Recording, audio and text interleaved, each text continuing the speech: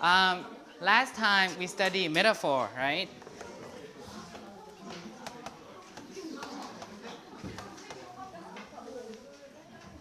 So a metaphor is a comparison between X and Y, right? So last time we said that a metaphor is a comparison between X and Y. And X and Y could be anything, right? And the reason you do that comparison is just to draw out some similarities.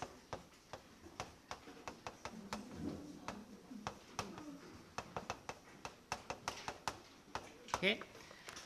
And when you do that comparison, you might understand one thing.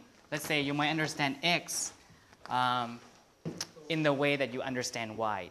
So it's useful in when you want to understand something, especially something that's abstract, right? So if X is so abstract that you cannot really describe it or you cannot understand it clearly, like maybe X is love, okay?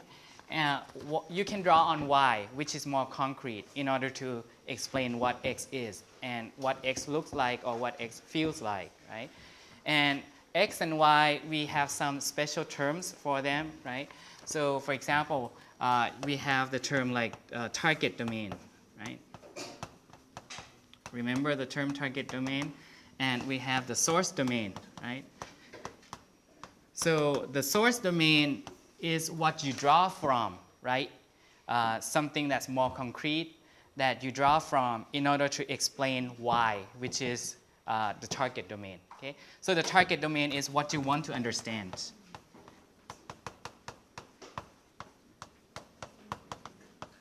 What you want to understand or to comprehend, right? So for example, love, if you want to understand love, okay? And the source domain, you can select anything, right? Because you can compare anything. You can select, for example, journey, the concept of a journey, right? So you have the target and the source domains. So you can use the journey because we understand journey, right? That it's about taking some kind of movement towards a particular goal, towards a particular direction. So that's the source domain in order to understand love, for example, if this is love, okay? So there are two domains, okay? And the way to, and people use metaphor all the time, not only in poetry or not only in novels, right? Because we use metaphor just in our daily life. And in order to figure out what metaphor we are using or people are using, you just have to understand the text first. What is it about, right? So what it is about is the target domain, right? And then in order to analyze the metaphor, you have to look at the words or metaphorical expressions in a text and see whether those words or those expressions are used more basically in other ways, okay? And now you can get the metaphor. So last time we looked at so many kinds of metaphors, right? In many different domains of life. Now we'll continue with the concept of metaphor and we'll get deeper into metaphor, okay? So today we'll start off with different kinds of metaphor, okay? The first kind of metaphor is what I call structural metaphors, okay? The structural metaphor, again, you have two domains, right? The source domain in structural metaphors provides a structure for the target concept, okay? So think of it, to use a metaphor, think of it as like a building, okay? So when you compare two things in this way using structural metaphors, you do it like building.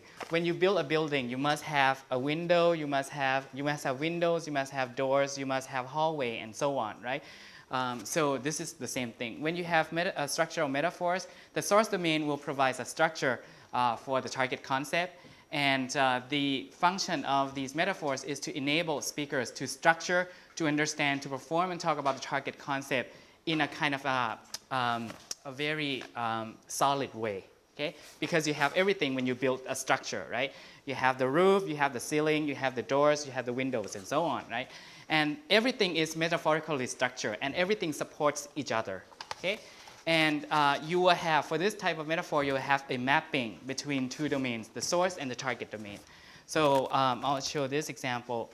Like love is a journey, which is like a very common metaphor that we see in life. So we have, look how far we have come, right? So how far and come, we use these expressions when we talk about journeys, right? Taking journeys. We are at crossroads, that's when we have problems, right? We have to go our separate ways, so we talk about journeys. Again, we can't turn back now. I don't think our relationship is going anywhere. We are stuck, and this relationship is a dead-end street. You use dead-end street to describe a road and so on, that you cannot go further, right?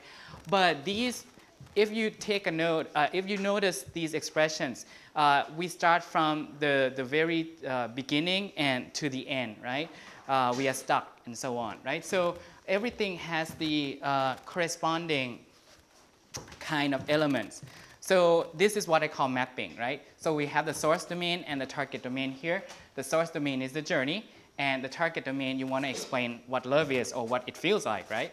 So we have everything here like that provides a structure for this whole metaphor, structural metaphor. The travelers are like the lovers, right? The lovers are like the travelers, right? And the love relationship itself is like the vehicle. So it's like you are both taking a journey using a vehicle like a car or a train, whatever, right? And the events in the relationship are like the journey itself. And the progress made is viewed in terms of the distance that you travel, right? And the difficulties experienced, like the obstacles encountered, and the choices about what to do are like decisions about which way to go in the road, right? So you want to go left, right, or straight forward, and so on, right? The goals of the relationship are like the destination of the journey, right? Whether you reach or you cannot reach that goal. So you can see that there's a mapping for everything, like including the people in a love relationship, including the events in a love relationship, and so on. So this is what we call structural metaphor, because you see that there is like a one-to-one correspondence, one-to-one correlation between each thing, each component of love, and each component of the journey. So this is what we call the structure. Okay? And another example of a structural metaphor that you see in everyday life is argument is war. When you argue with people, right? When you argue with people,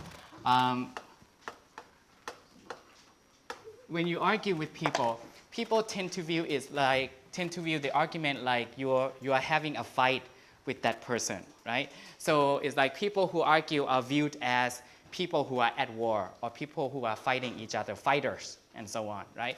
And words are like weapon that can hurt people, and so on. So you can do the same thing with the mapping of the metaphor. So arguers are like fighters, and words are like weapons, and so on. Okay? And when you argue, it's like you shoot the weapons at people, and so on, right? And the way we talk about argument is like, don't attack me with your words, for example. Your words hurt me, hurt my feeling, and so on. Okay? So this is another example. Okay? But I won't go into all the detail. Okay? So that's structural metaphor. The second type of metaphor is ontological metaphor, right? Ontology is to make something that's so abstract into an object. Okay, ontology, right? So ontological metaphors are metaphors that provide not as a lot of structure as the structural metaphors that we saw already, but the function is to make something into an entity. Okay, to make something into an entity. So to make abstraction, something that's so abstract that you cannot even touch, is like your feeling, into an entity, something that you can touch, something that you can throw, something that you can damage, and so on, right? So from an abstraction to an entity. Okay, so this is what we call ontological metaphor. Ontological means like to make it into a being. But you won't have much of the structure like the structural metaphors. Like you remember the nominalization of fear, right? That my fear, your fear. So this is like something that you can possess. So fear is a feeling, right? But when you say my fear, your fear, you make your fear into an entity that you can touch, you can feel, you can do something. The fear can shut down the airport, for example, right? So this is an example of ontological metaphor. And my brain is rusty this morning, right? So in this case, my brain or my thinking, even my thinking is not is abstract, right? It's an abstraction. So now it's converted into an object or a machine that can get rust and so on. Okay? Or other we call this kind of metaphor like personification, right? Personify meaning you make it into a person, you make it into a thing. Okay? So his theory explained to me the behavior of animals. Life has cheated me. Inflation is eating up our profits, and the computer went dead on me. You can see that all these things like theory, it's abstract, right? You cannot even touch a theory. Life, you cannot touch life. Inflation, you cannot touch it. It's just a state, an economic state, right? Or the computer, you can touch it, but here it looks like it has some kind of power, right? That it is like a human being that can live or die. We're dead on me. So all these underlying expressions point to the fact that these like theory, life, inflation, and the computer are ontological metaphors. They are made into an entity that can live, can die, can explain, can speak, can say, and so on. Okay? So this is the second type. And the last type is what we call the directional or orientational metaphor. The orientational metaphors provide less conceptual structure than ontological ones, and these are very, very abstract, and sometimes you don't even see what's going on in this kind of metaphor. So directional has to do with direction, right? And orientation, to orient, which is a verb. Orientation, to orient. To orient is to locate. To orient in English is to locate, okay? To orient yourself, to locate yourself. So direction and orientation have to do with location, right? So in this kind of metaphor, you have things like up and down, above or below, and so on, east or west. So this type of metaphor has to do with directions or location. So up and down.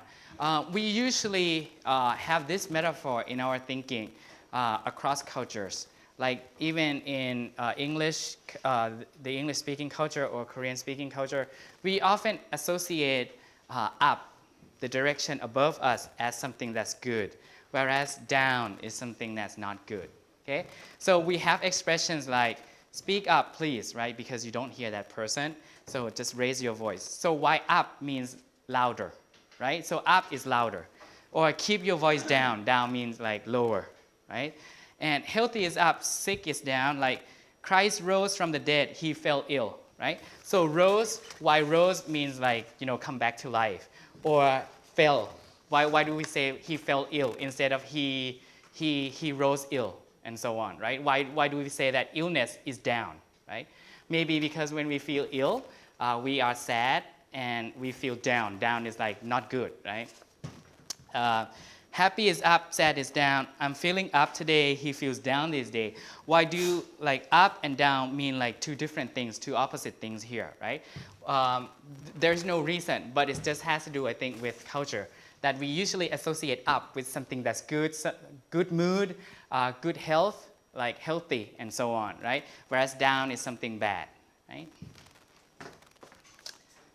Virtue is up, virtue is like nice, moral. Moral is up, amoral is down. Like she's an upstanding citizen. It doesn't mean to stand up like this, but it means like she's a moral citizen, responsible citizen, good citizen, right? Or that was a very low thing to do. Low means bad, right? Control is up, lack of control is down. I'm on top of the situation. It doesn't mean that you are really standing on the top of something, but this is metaphorical, right? That you can control the situation if you are on top of it, right? And he's under my control. It means like under. So somebody else is dominating that person. Conscious is up, unconscious is down. Like wake up, right? Up here. Why not wake down, right? He sank into a coma. Why sank in? Why down? Why being in a coma, like being in a state where you are unconscious, like critically ill, why is it down rather than he is up in a coma, right? So I think this explains one of the difficulties of English too, that when you say what's up, for example, when people say what's up, that means like, how are you doing, right? It's not like you have to look up into the sky, right? So this explains the use of like prepositions like up or down in many situations, that they are merely metaphorical, and they refer to other things like consciousness, like control or lack of control, or virtue or lack of virtue, and so on. Okay? We'll see more examples in the exercises today. And another thing that so we talked about 3 types of metaphors, right? Structural, ontological, and orientational. Now, I want to say that it's possible that we have several target domains when we want to explain something. Okay? So human beings use several target domains in order to mix the metaphor. Okay? Like time could be perceived of like many things, perceived of as an animal, to be captured or to chase or even to kill. So there are several target domains are possible. Like seize the opportunity. So the opportunity is time, right? So it's time-related concept. So seize here is like an animal to capture because you can seize. But can you really seize? Seize means to touch, right? Japta. Can you really seize time? No, you cannot, right? But here, you make the time, which is the opportunity here. You make the time into something that you can catch, and it's kind of trying to escape you, right? So to seize it. Time flies, right? Chikanika, right? So flies, can time fly? No, right? But again, it's like an animal that can fly, right? And maybe in Korean you don't say it, time fly, right? You say time like kada, right? To go. Right? Don't miss the good chance. Miss is like something is going away, escaping you. You should have a hobby that you feel so involved that you lose track of time, right? So you keep track of animals that you are trying to hunt down. Okay? She has no time. She's a busy bee. So it's like bee. Bee is an animal, right? But a busy bee is like a very busy person. An internet game is the best for killing time, for example, to kill. So you can see that even though time in all these examples is an animal, sometimes you might see that they are animal to catch or even to kill, okay? Or just an animal like she's a busy bee. So several target domains are possible. And for Korean versions, you have maybe more or less the same, right? To catch a chance, so jappa, right? Something that you have to catch, right? To miss, nochida, for example, right? Or time has passed, something that is escaping from you, and this is like maybe bird, and then not as calm, right? Acting like lousy, and so on, right? For killing time, so chukiki, right? So you have to kill it. So it's more or less the same, okay? So we can say that human beings, like across cultures, perceive time more or less in the same way, okay? And now time, we saw examples where time is an animal to be captured or to be killed. Now time can have great power also, right? This is another target domain, right? A year has done nothing to erase you from my mind. So like when you say it to your ex-lover and so on, right? So here is what we call an ontological metaphor, right? Because year, which is a concept of time, now it can do something. It can even erase or cannot erase. So year has been made into a person or a living thing that can act on you, on your memory. So this is an example of ontological metaphor. Okay? To make an abstract thing into a being. Okay? Afternoon suffering bring loneliness. Like afternoon, how could an afternoon bring anything, right? Ontological metaphor again. The past year took a heavy toll on him. Took a heavy toll, like a past year could do something, right? You should plan to nap for an hour during the day. This extra hour can make a huge difference. So this extra hours, time, can do something, material process, ontological metaphor. This year has seen. Now it's a mental process, right? This year can see something, but in fact it cannot. But you're making an ontological metaphor out of it, that it has power, it can do things, it can see, it can think. The past 20 years had witness and so on, right? Only time will solve your problem. Time can solve the problem even. But in fact, you have to solve your own problem, right? These tough moments teach you an important lesson and so on. So teach is like time, moments or time can teach you, right? And so on, okay? So these are ontological metaphors because time has been made into a person or an entity that has power. Okay? Or time is money, another example, right? They spend an immense amount of finding in a good wedding ring. Don't waste your time. Grocery shopping is time consuming. Education costs us much time and effort. If you have time to spare, please help me with this work. This is structural metaphor, okay? Because time doesn't do anything, but you have these expressions that we usually use with money, right? We use spend money, waste money, time consuming, or money consuming, consume money. Cost we use with money, or spending. Spare we use with money, saving, and so on, okay? So these are structural metaphors of another target domain, but the source domain is time, okay? So we talked about how to identify metaphor already, right? When you identify metaphors, you have to look at the whole text and you understand what the text is about. It is about time, is it about love, is it about your job, whatever. So that's going to be the target domain, right? But then you have to look at several expressions and see whether they are made into like human beings. So that's going to be ontological metaphor. And look at how those expressions are used in more basic ways, like spend money, right? Or waste time, and so on. Okay, so you can identify the metaphors.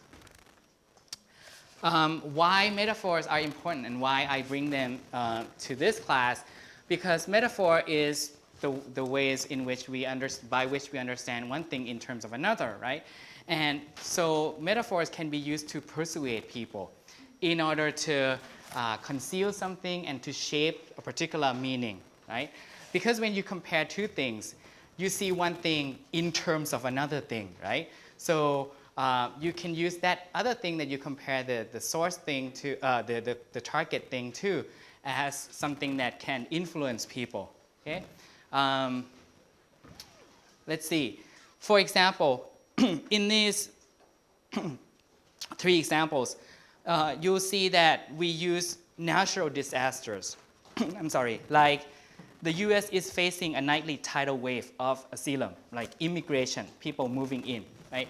And asylum seekers, people who seek to reside, who seek to come to the US to stay there, compared to tidal waves, right?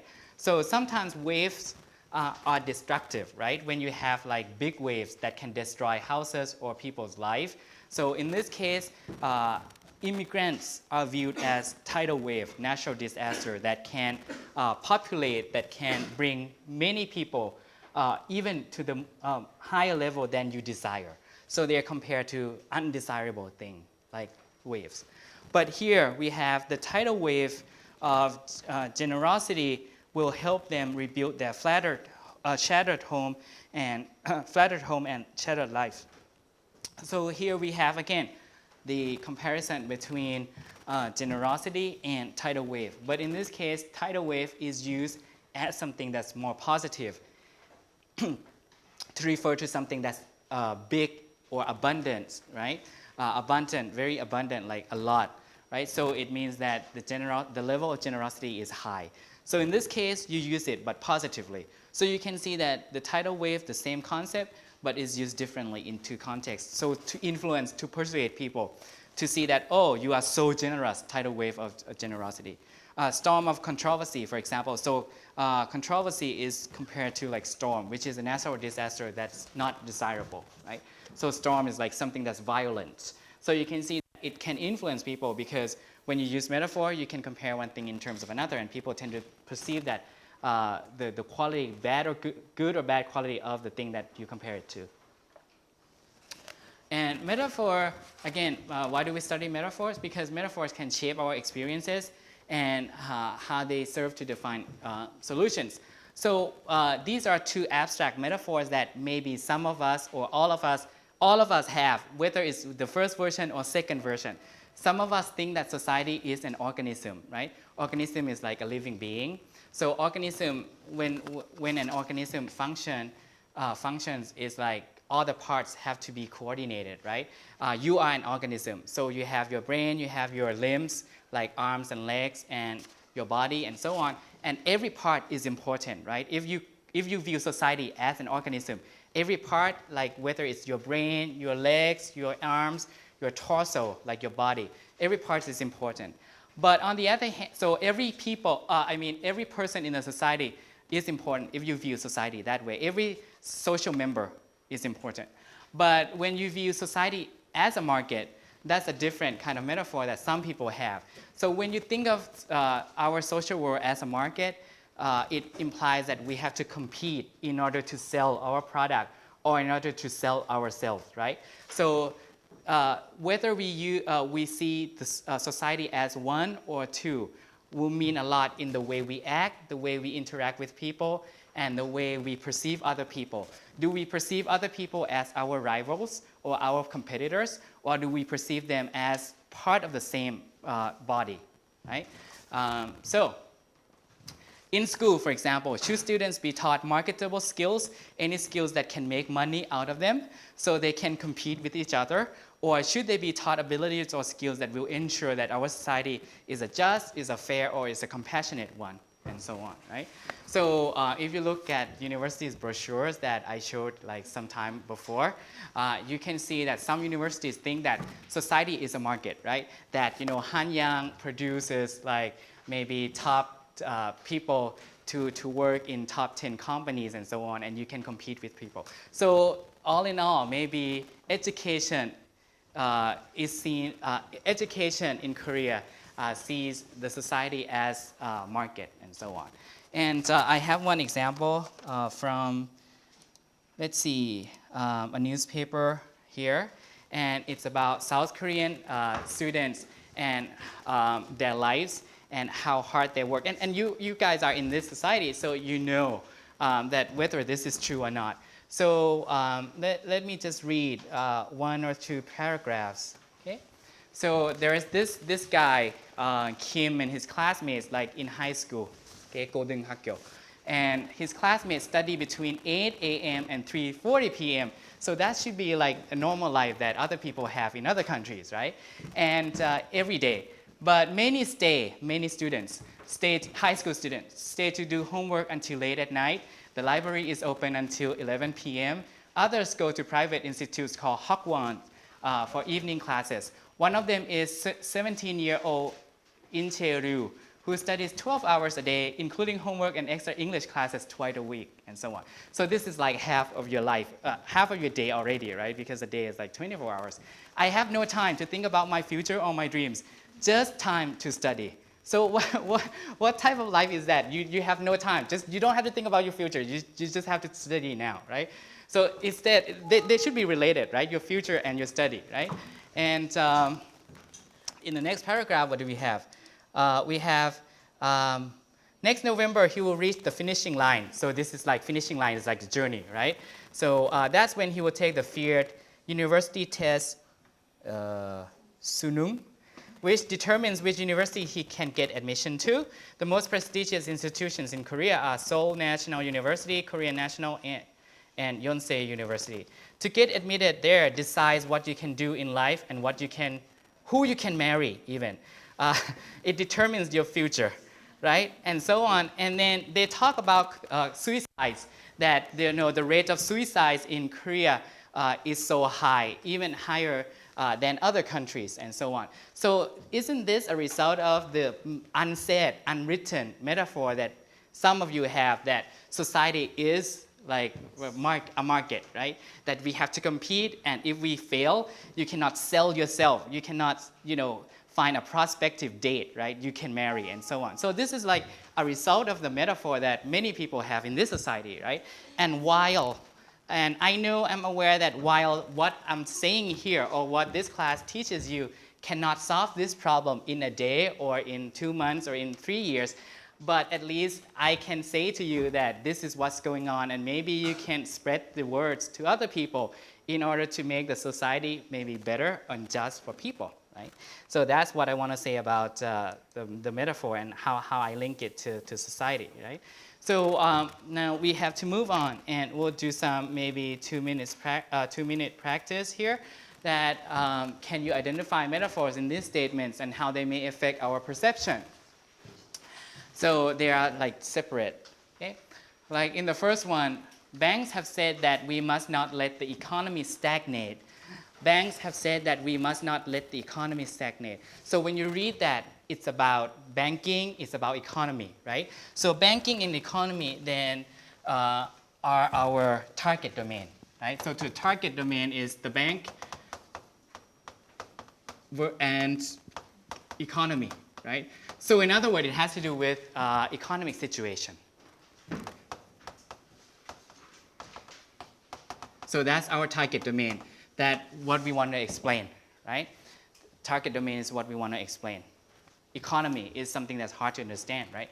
But now if you look at and now the next step is, so now you understand what it's about. The next step is you want to understand the metaphorical expressions, and one that you should note is the word stagnate. Stagnate is a verb that you use more basically when you want to talk about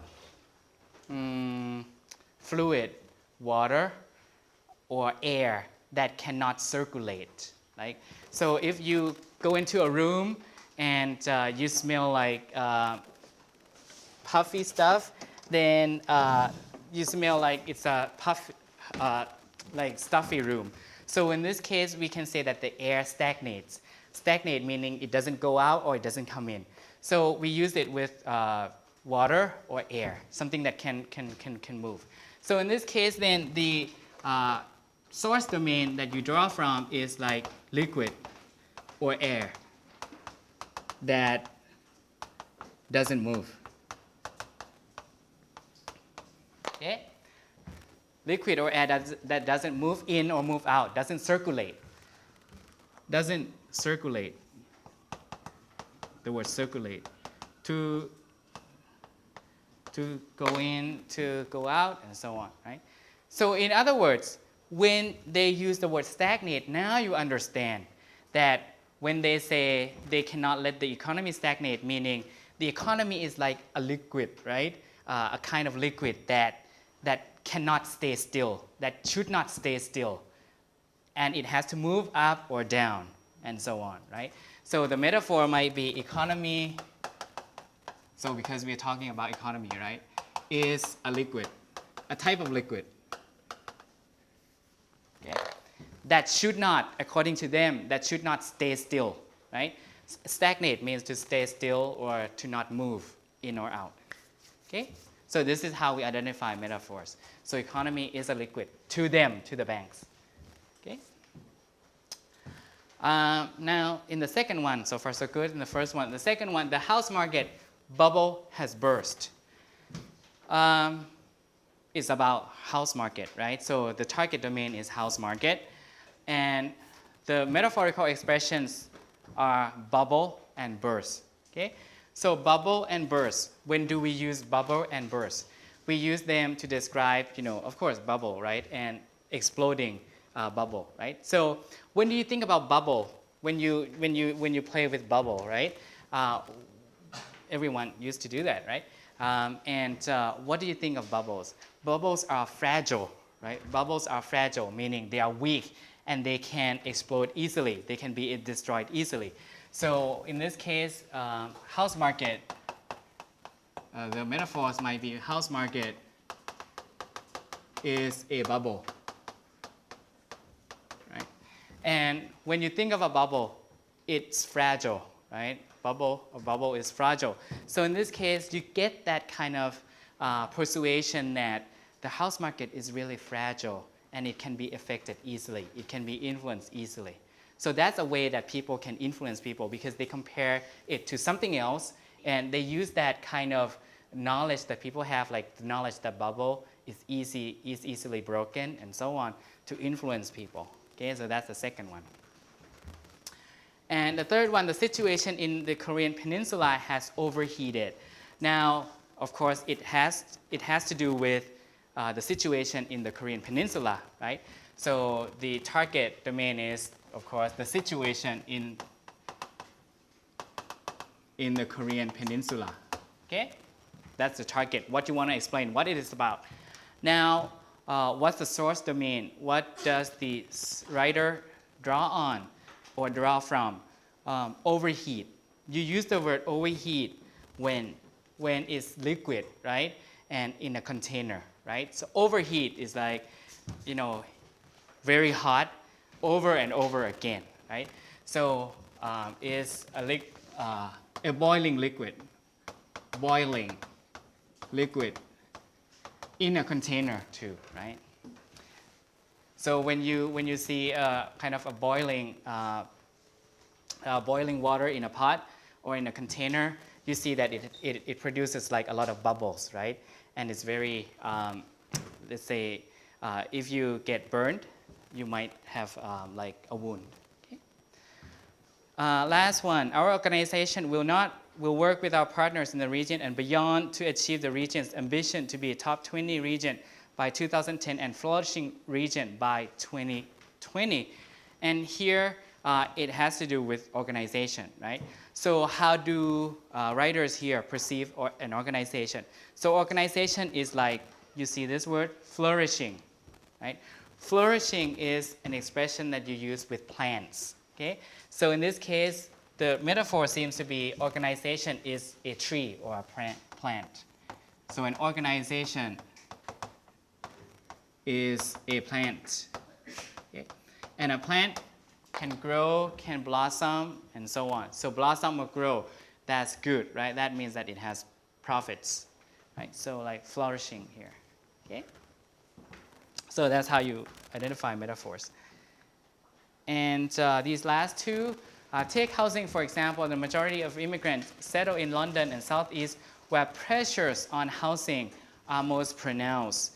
By contrast, many disadvantaged communities will perceive the newcomers are in competition for scarce resources and public services, such as housing and school places. The pressure on resources in these areas is often intense. Now, it has to do with immigrants, right? So immigrants, people moving into the country, which is not a desirable situation in many countries, including the USA and UK, right? Of course, they want their own people. They don't like immigrants or Weikukin, right? So in this case, you see pressures here and pressure, the word pressure here. So there are two uses, two instances, two examples of pressures here and here. And this is an example of an ontological metaphor, right? Where you make something pressure, something that you cannot really touch, but pressure are most pronounced or pressure is often intense, right? So make it into like a being or an entity, right? Is there really pressure? Pressure is like the force that comes out, right? Like pressure like this. That's in physics though. But pressure here is made into something that's like, it can act on people. It has like the body, most pronounced like visible. Pronounced mean like visible and very standing out, right? So in this case, ontological metaphor, okay? So immigrants are like pressure, right? The force that people can produce. Democracy will not stand by while this happens. Democracy, so it has to do with democracy, right? In this case, democracy is people here. Will not stand by. Stand by meaning wait around, right? So in this case, again, it's an ontological metaphor. The metaphor seems to be democracy is a person, okay, that can stand by and that can wait and so on. Okay?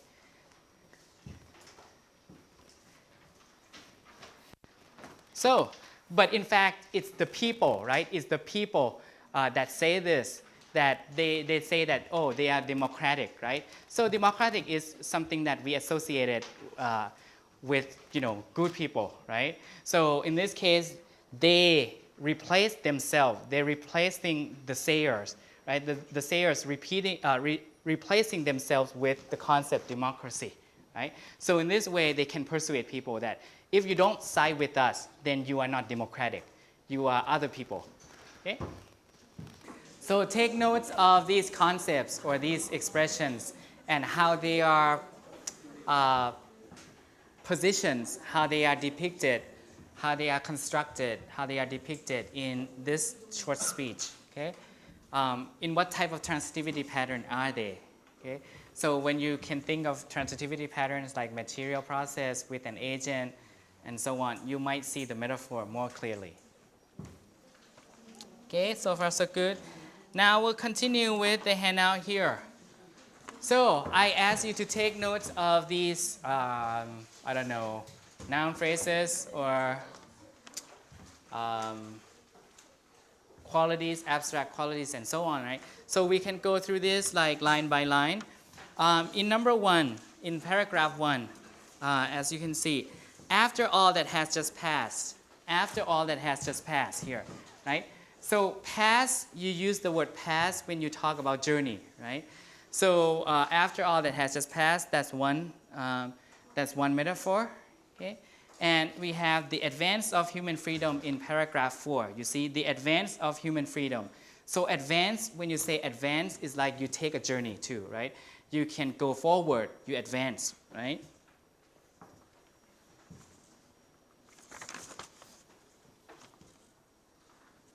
So the metaphor seems to be events are like events in the whole paragraph, okay? In the whole passage, events are like different scenes in a journey.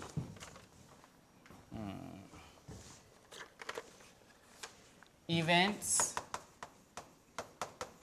are scenes in a journey. Okay? Events are scenes, different scenes in a journey. So when you take a journey, you have several events happening, right? And those events are compared to like different scenes, different sceneries, different views that you have along the journey. Like all that had just passed, meaning like the events of 9/11, right? And the advance of human freedom. So that's like another scene in the journey towards freedom, right? So freedom is like the goal, okay? The destination in the journey, okay? So you have number 1 and number 4.1, the advance of human freedom, which are under the events are equal scenes in a journey metaphor. Okay? Now, continuing on in the first line, all the lives taken and all the possibilities and hopes that die with them. So in this case, you have ontological metaphors. Lives can be taken. How can you take away life? It's just like lives here are like things. You can take away things, right? And all the possibilities and hope that died. So die, how could hope die like human being or like animals, right? So you can say that lives and possibilities and hopes here are human beings, right? Or animate things that can die, can be taken, and so on. So another metaphor here, right? Ontological metaphor, because lives are so abstract, possibilities and hopes are so abstract too, right? But now you make them into things or living things that can die or can be taken, okay? It's natural to wonder if America's future is one of fear, right? And some speak of an age of terror and so on, okay? So age is like time, right? Time. So time here is ontologically made into a thing too, right? That you can talk about, that you can define, and so on, okay? So an age of terror, the metaphor is time is a thing, right? Ontological metaphor. Now, I know there are struggles ahead and danger to face. You see the word ahead here? It goes along well with events are equal scene in a journey, right? Ahead of us, like in front of us. When you travel, you go ahead or you can be left behind. So ahead here, it goes well with everything is like a journey, right? The whole thing is like a journey to Bush. And dangers to face, so you can face something in front of you, right? But this country will define our times. So times, again, times here and age of terror, they are ontological metaphors. They are like thing, right? You can define times. How do you define time, by the way? Just, you know, a powerful way of speaking, right? And not be defined by them, right? So times here in number 2, in paragraph 2, and age of terror are ontological metaphors. Times and age are like human being or things, right? As long as the United States of America is determined and strong, this will not be an age of terror, same thing, age of terror. This will be an age of liberty, hence and across the world. Now, I ask you to take notes of this country, right? This country into but this country will define our time as long as the United States of America. So they are ontological metaphors again, right? This country and the US, they are ontological metaphors like human beings or things that can define, that can be determined. Determined is like have this strong desire to do something, right? So they are made into people, right? They are personified into people. Like they can act, they can think. This country will define, right? United States of America is determined, so they are like human beings now. Countries are human beings, right? A possible effect of doing this is they can conceal, the speaker Bush here can conceal the fact that in the same country, there might be different opinions, right? About whether to have war in Iraq or not, or whether to have war in Afghanistan or not. But when you say this country or the United States of America, the effect seems to be that everyone thinks alike, right? So you can conceal the dissenting opinions or differing opinions using this kind of ontological metaphor, okay? And you get applause, right? A big round of applause here, right? Great harm has been done to us because it's so powerful. It represents one and only one worldview, right? One way of thinking, right? But, and it is powerful too. The country can do something. The United States can do something, right? But in fact, it's just rhetoric. Rhetoric is like beautiful speech. Great harm has been done to us. We have suffered great loss, and in our grief and anger, we have found our mission and our moment, right? So again, mission and moment are ontological metaphors. Mission and moment are things that you can find or you can lose and so on, right? So mission and moment are ontological metaphors. Mission and moment are things, okay, that you can find or you can lose. Freedom and fear are at war. Again, you have ontological metaphors. Freedom and fear are like things that can fight with each other, right? Again, the effects might be, so same thing. So they are things, or they are living things that can fight, that can be at war.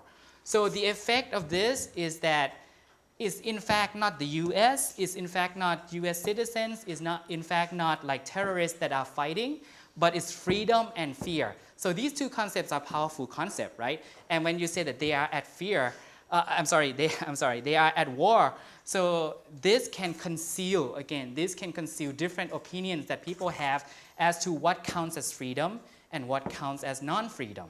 What counts as good actions that will lead to freedom and what counts as bad actions that will not lead to freedom, right? So when you just kind of personalize or personify, when you make them, like make concepts into people, they are more powerful than they in fact are, okay? The advance of humanity, we talk about that. The great achievement of our time and the great hope of every time now depends on us. So same thing, right? Because they just explain what advance of human freedom is. So the advance of human freedom means the great achievement of our time and the great hope of every time and so on. 5, our nation will lift a dark threat of violence. So our nation, again, is just like, our nation is like this country or United States. So they are ontological metaphors, right? They are like human beings. They are like things that can act. So again, they conceal, the speaker Bush concealed that in the same nation, people might not think the same about the course of action to take, what it means to have freedom and liberty. This generation will lift a dark threat of violence from our people and our future. Dark threat of violence, that's another metaphor, okay? So dark is something that not desirable, right? So dark threat of violence. So in this case, the metaphor seems to be, I don't know, let's see, I'll put you on, so dark threat, so that's your target domain. The source domain might be, the target domain, the source domain, the target domain might be like terrorism. Right?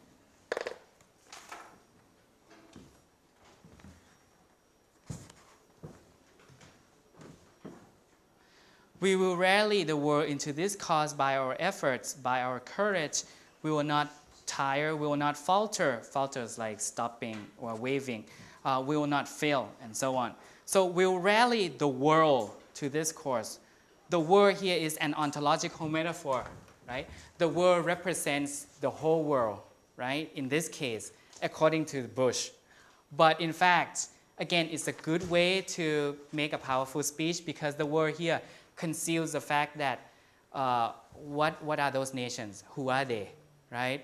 And by saying the world, it's like there is one consensus, there's one agreement that they will follow Bush. But in fact, the world might not be the same, right? And they might follow Bush because they have economic pressure from the USA into doing the same thing, pressure them to doing the same thing, right? And so on, right? So that's another metaphor right there, right? We talked about abstraction before. Rally the world. What does it mean to rally? To rally someone is like to gather a lot of people, but what exactly is being done here? We don't know, right? But all in all, this is a very powerful speech, engineered. The speech is engineered. You know the word engineer is like very crafted, created. The speech is engineered in order to persuade people. And it's powerful because it uses a lot of metaphors, and it talks about freedom, fear, and events to freedom are like a journey and so on, right? Like you are taking a journey. So it's powerful. But all in all, what does it say here? Nothing, right? Nothing. Because do you know what's going on here? What exactly will be done? And who is against whom?